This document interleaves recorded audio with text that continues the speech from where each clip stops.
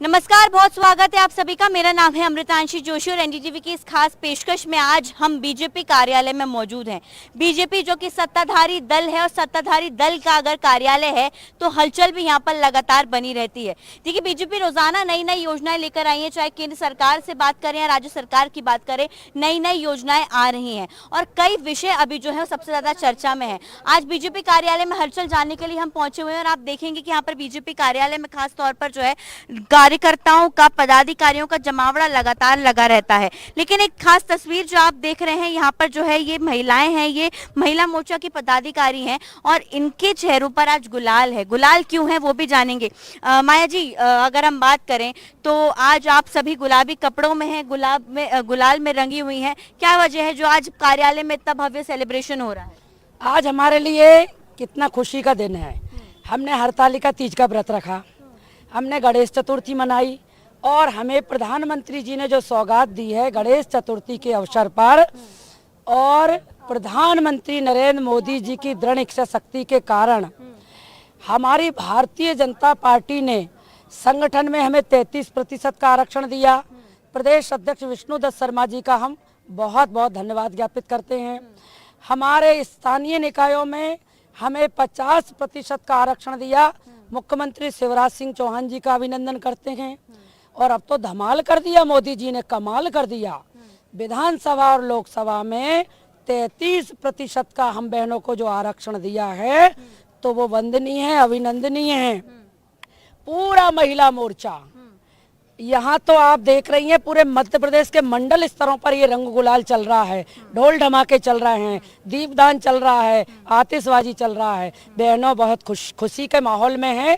चूंकि महिलाओं को राजनीतिक रूप से सशक्त करने का काम अगर कोई पार्टी ने किया है तो वो विश्व की सबसे बड़ी पार्टी भारतीय जनता पार्टी है और देश के सबसे बड़े शक्तिशाली नेता प्रधानमंत्री नरेंद्र मोदी जी हैं। ठीक है मैम, आपसे मैं जानना चाहूंगी, देखिए मध्य प्रदेश के परिप्रेक्ष्य में अगर हम बात करें तो यहाँ पर लाडली बहना योजना चल रही है, लाडली लक्ष्मी योजना चल रही है, तो क्या मध्य प्रदेश में बीजेपी की जितनी भी महिलाओं से रिलेटेड योजना है वो क्या कुछ खास कमाल दिखा पाएंगी यहाँ पर? 2003 से जब भारतीय जनता पार्टी की सरकार यहाँ पे बनी तब मुख्यमंत्री शिवराज सिंह चौहान जी ने तभी से ये महिलाओं का राजनीतिक स्तर, आर्थिक स्तर और सामाजिक स्तर ऊंचा उठाने का प्रयास किया और इसमें काफ़ी हद तक भारतीय जनता पार्टी की सरकारें सफल हुई हैं। और आगे जो अब ये 2023 में जो विधानसभा चुनाव है इसमें एक लाडली बहना एक कमाल की योजना है, उसने महिलाओं के मन में शिवराज जी के लिए और भाजपा सरकार के लिए अभूतपूर्व प्रेम अपना एकत्रित कर लिया है। और इस बार निश्चित रूप से 150 के पार विधानसभा चुनाव में जीत होगी भारतीय जनता कांग्रेस का। कांग्रेस भी देखिए दावा कर रही है कि हम 150 के पार सीटें लेकर आएंगे। बहनों को जो है वो 1500 रुपए देने का भी वादा कर दिया है। आपके कार्यालय में लगातार हलचल बनी रहती है, इसलिए मैं आज आई हूँ। ये हलचल क्या कांग्रेस को दबा पाएगी? बिल्कुल दबा पाएगी। हमारी भाजपा की जो सरकार है फिर से पुनः कमल का फूल खिलेगा।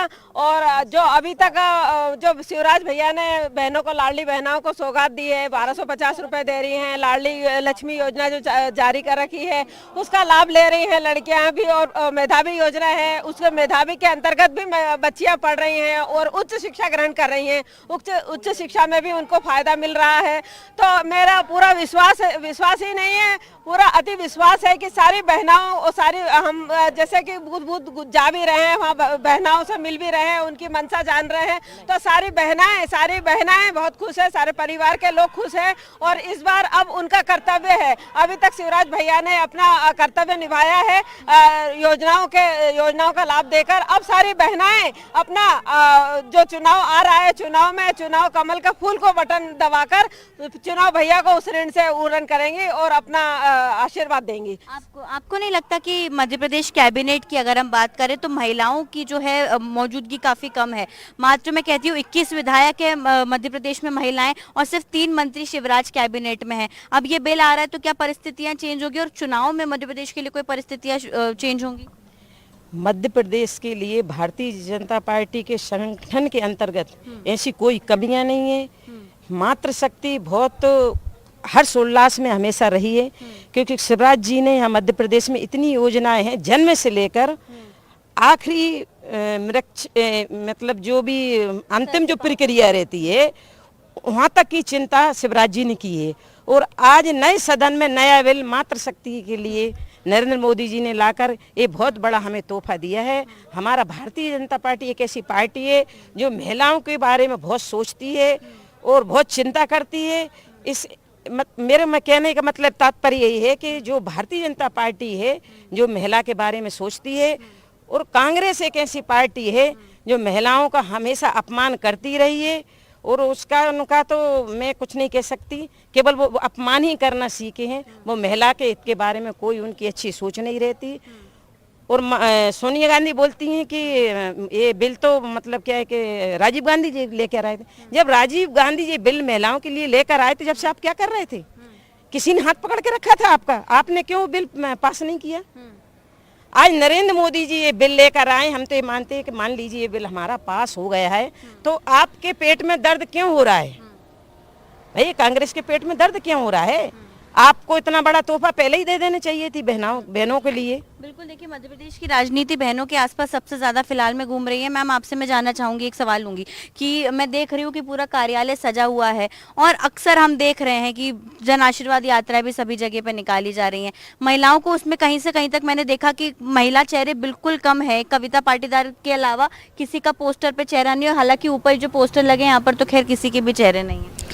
ऐसा नहीं है। भारतीय जनता पार्टी हमेशा महिलाओं को आगे रखती है और आज हम बहनें सब अपने आप को सुरक्षित महसूस करते हैं, तो भाजपा के बैनर तले हम लोग महसूस करते, हम ही नहीं आम जनता भी अपने आप को सुरक्षित महसूस कर रही है। भारतीय जनता पार्टी ने हमेशा महिलाओं के लिए सोचा है और आगे भी महिलाओं के लिए उन्होंने बहुत सारी योजनाएं बनाई है और अभी भी सारी योजनाएं महिलाओं के लिए अधिकतर देखूंगी कि भारतीय जनता पार्टी ने ही योजनाएं बनाई हुई है और उसका लाभ मिल भी रहा है। ऐसा नहीं है कि किताबी बातें हैं या कुछ चुनाव के समय ये योजनाएं बनी और चुनाव के बाद वो योजनाएं खत्म हो गई, ऐसा नहीं है। ये योजनाएं लगातार चल रही हैं, जो योजना बनती है वो लगातार चलती है। ठीक है, बहुत बहुत धन्यवाद आप सभी का। देखिए आज हम भाजपा कार्यालय में मौजूद हैं और भाजपा कार्यालय की तस्वीर में आपको लगातार दिखाती चलती हूँ। मैं चाहूंगी कि मेरे जो सहयोगी हैं राजू वो दिखाएं। देखिए क्योंकि अभी जन आशीर्वाद यात्रा जारी है तो आप देखेंगे कि तमाम जो बीजेपी के बड़े नेता हैं उनके सभी के पोस्टर्स जो हैं वो यहाँ पर लगे हुए हैं। और इसके साथ ही साथ अगर हम बात करें तो नितिन गडकरी, मुख्यमंत्री शिवराज सिंह चौहान, राजनाथ सिंह जो कि रक्षा मंत्री हैं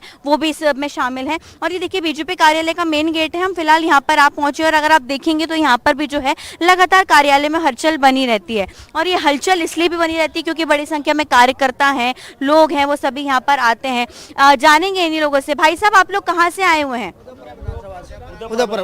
क्यों यहाँ पर किस चीज के लिए आए हैं? हम लोग हमारे टिकट के लिए आए हैं, विधायक की दावेदारी के लिए आए हैं। अच्छा, अभी आपके उदयपुरा से टिकट क्या अनाउंस हो गया? नहीं हुआ है। अच्छा, आप कितनी बड़ी संख्या में यहाँ पर आए हुए? देखिए आज मैं आप लोगों के बीच में आई हूँ कि कितनी जमीनी स्तर पर बीजेपी की तैयारियां चल रही हैं, तो बताइए क्या कुछ आप लोग आज मांग करने आए हैं यहाँ पे? हम लोग हमारे क्षेत्र के नेतृत्व के लिए आए हैं कि कुशल नेतृत्व हमारे क्षेत्र में रहे और अच्छे नेता हमारे क्षेत्र से चुनाव लड़े। सम्मानीय रामकिशन जी पटेल के नेतृत्व में हम लोग यहाँ पर आए हैं।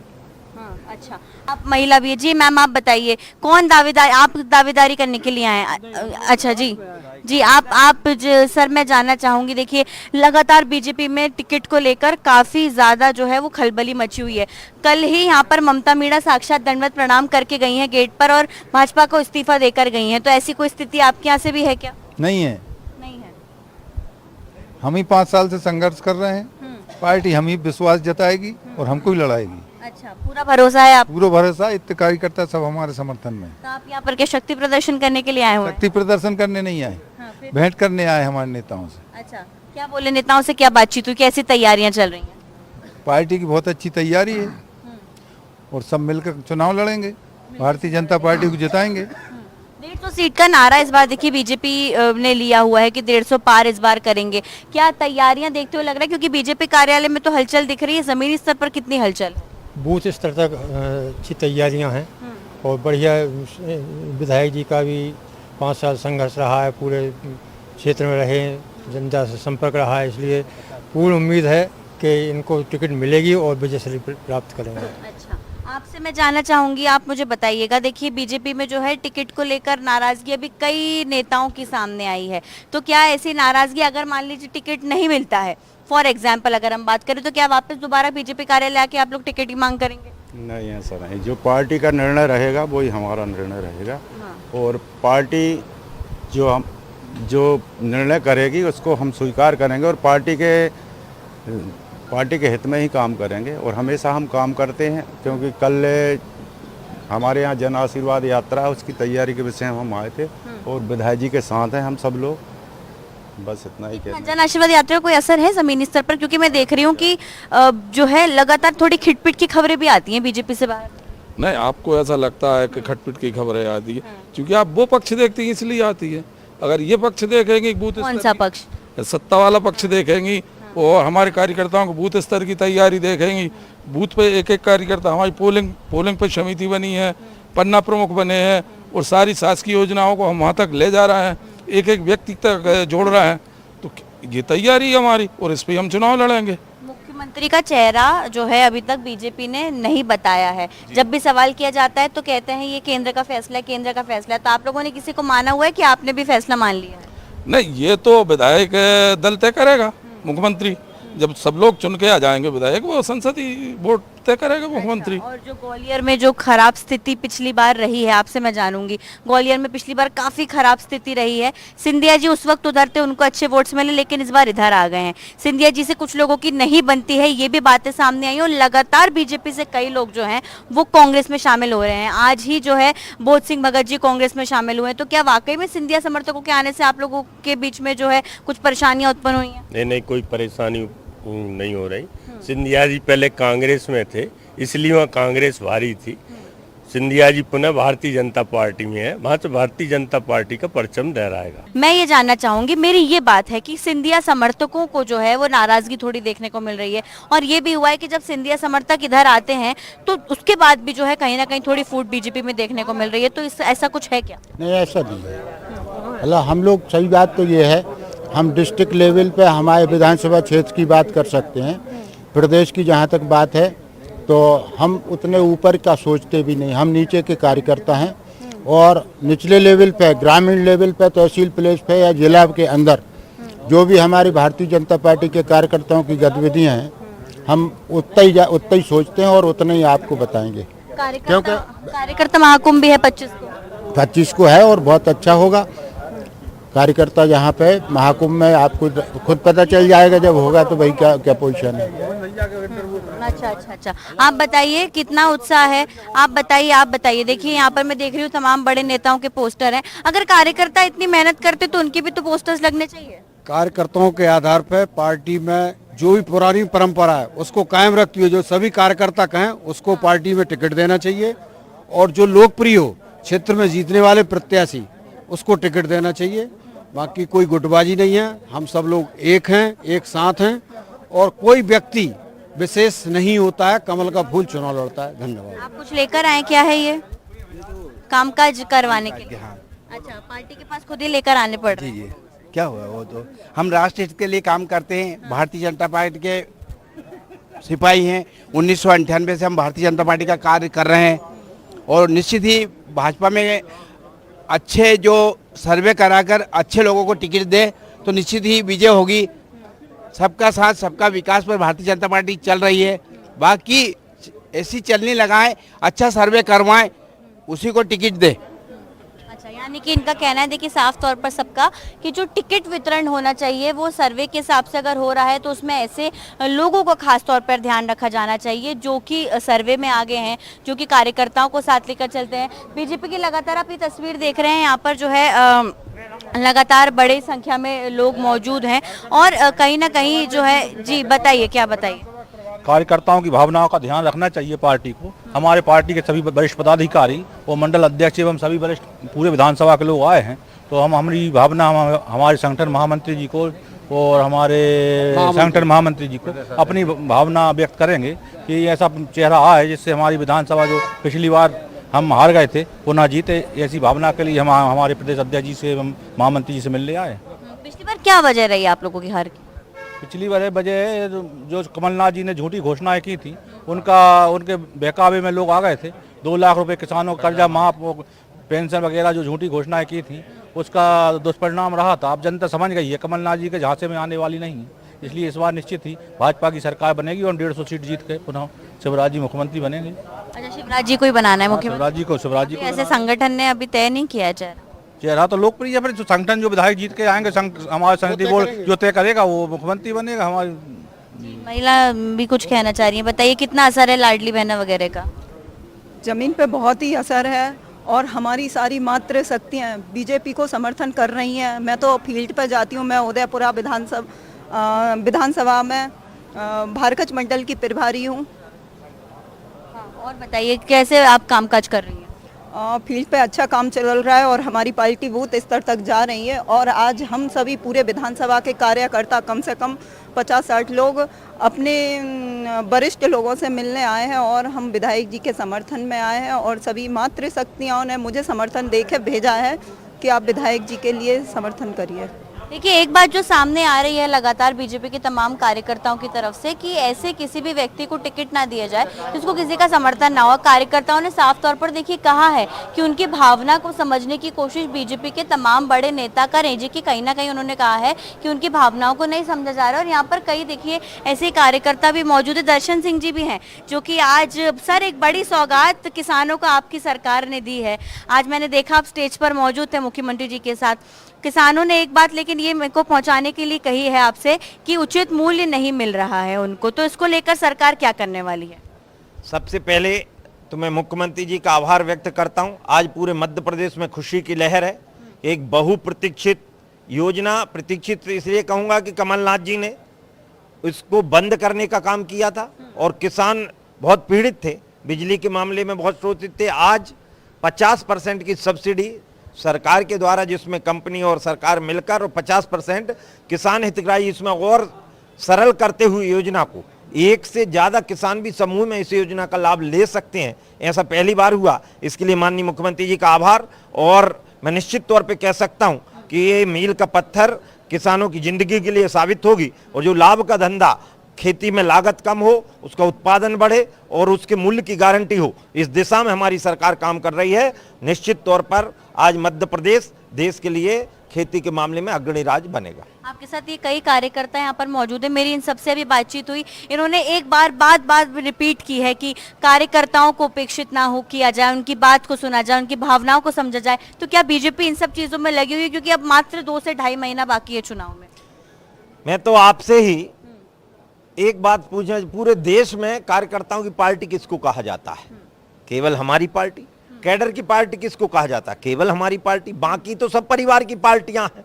और निश्चित तौर पर ये कार्यकर्ता की भी जो आशा लेकर आते हैं, उनकी आशाओं के अनुरूप ही मध्य प्रदेश में चूंकि हमारा नेतृत्व नीचे से ऊपर तक पूरा एक सुव्यवस्थित ढांचे में है और निश्चित तौर पर जो जहां तक जैसी बात पहुंचती है और उसका निराकरण होता भी है कि हमारे कार्यकर्ताओं के अनुसार ही सारा काम होता है। हमारी पार्टी कैडर बेस्ड पार्टी है, कार्यकर्ता बेस्ड पार्टी, और निश्चित तौर पर कार्यकर्ताओं की सारी समस्याएं हर स्तर की हल करने का काम हमारी पार्टी करती है। ठीक है, बहुत बहुत धन्यवाद सर। देखिए, हमारे साथ आज यहाँ पर तमाम बीजेपी के पदाधिकारी, नेतागण या फिर हम बात करें कार्यकर्ता, सभी मौजूद थे। एक बात जो यहाँ पर सबसे ज़्यादा बार निकल कर सामने आई है कि कार्यकर्ताओं का साफ तौर पर मानना है कि उनकी भावनाओं को समझाया जाए, क्योंकि देखिए लंबे समय से ये बात सामने आ रही थी कि बीजेपी के कार्यकर्ता हतोत्साहित हो चुके हैं, काफ़ी ज़्यादा निराश हैं। हालांकि पिछले 1.5 से 2 महीने में जो लहर चली उसके बाद कार्यकर्ताओं में जोश कहीं ना कहीं आया है, जन आशीर्वाद यात्रा के बाद जोश आया है। फिलहाल ही देखना होगा, क्योंकि कार्यकर्ता ही वो स्तंभ होता है जिसके बल पर खड़े होकर पार्टी जो है वो जीत का महल बनाती है। देखना होगा कि जीत का महल बनाने में कार्यकर्ता कितना सहयोग करते हैं और क्या कुछ आगामी टिकट वितरण की स्थिति के बाद जो है बीजेपी कार्यालय का हाल रहता है। आज की इस खास बुलेटिन में बस इतना ही। अगली बार और भी ज्वलंत विषयों और मुद्दों के साथ आपके साथ हम रूबरू होंगे। तब तक के लिए आप देखते रहिए NDTV मध्य प्रदेश छत्तीसगढ़। खास खबरों के लिए नमस्कार।